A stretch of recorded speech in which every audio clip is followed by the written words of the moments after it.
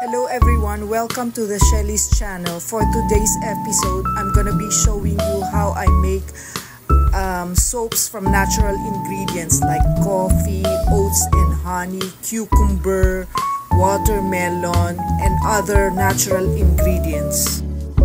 So sa paggawa ng sabon, may mga important safety tips na kailangan nating i-practice kasi gumagamit tayo ng sodium hydroxide para ma-introduce natin yung saponification process.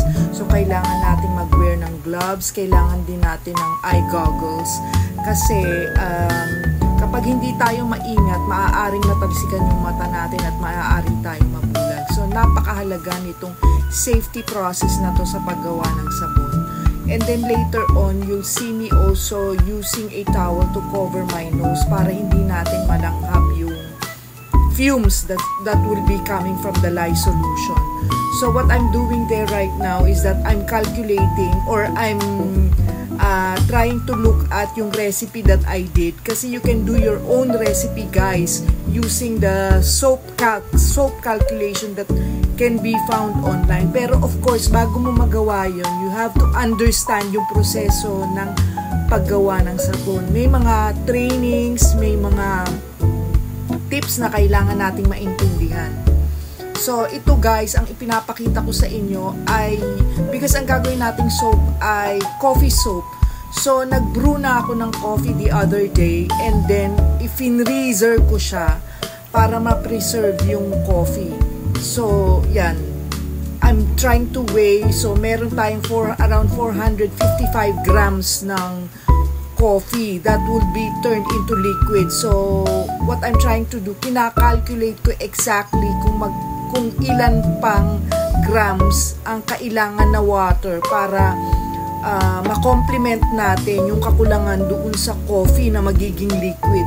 So, now I'm trying to cover yung nose ko ng towel because I'm going to mix na yung lye solution.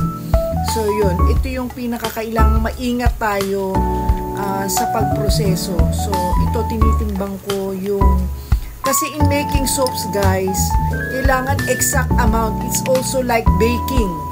Kapag hindi eksakto yung amount ng iyong ingredients, pwedeng ma-spoil yung proseso ng paggawa ng soap. So, ito yung sodium hydroxide that I'm trying to weigh. So, kinulang yung improvise natin na container. Yan. Kasi nung time na ito, I was still waiting for dun sa delivery ng mga equipments na pwede kong gamitin sa paggawa ng sabon. So, hindi pa siya dumarating. Kaya, I only improvise some container. Pero after that, dumating na yung mga in-order natin online. So yan guys, I'm trying to melt the sodium hydroxide with water and distilled water. By the way guys, we don't use yung water from tap water. Distilled ang gamit natin. At dito naman, I already mixed yung all the oils and butter na kailangan natin to blend with the lye solution. So I have there the shea butter, virgin olive oil, virgin coconut oil. So, at this point, na-mix ko na yung lye solution and all the goodness of the oils. So, yan. Medyo maingat ako na hindi siya masyadong maging, anong tawag dito, malapot. Para hindi ako mahirapan na i-handle pag minold ko na siya. So, ang ginawa ko dyan, ang bala ko kasi sana, 2 layers yung gagawin ko ng color. Yung upper color sana is parang medyo whitish so that it comes out like a latte soap. Kaya lang parang masyadong marami yata akong nailagay na base sa baba. So, it turned out medyo manipis yung whitish color ng coffee soap ko on top. Ayan, and then I'm also using other cavity molds para, makita ko kung alin yung mas madaling i-handle, yung sa cavity mold o yung dun sa parang loaf mold ko. But anyway, yung sa cavity mold kasi pag nag-unmold ka na, madali mo na siyang tanggalin, hindi ka na magka-cut. So, diretso na siya. So, also, kasi may mga extra doon sa mixture ko. So, naglagay din ako doon sa mga different molds that I have. Ayan, medyo napalapot ko siya, hindi ko siya na-transfer agad na medyo liquidy pa siya.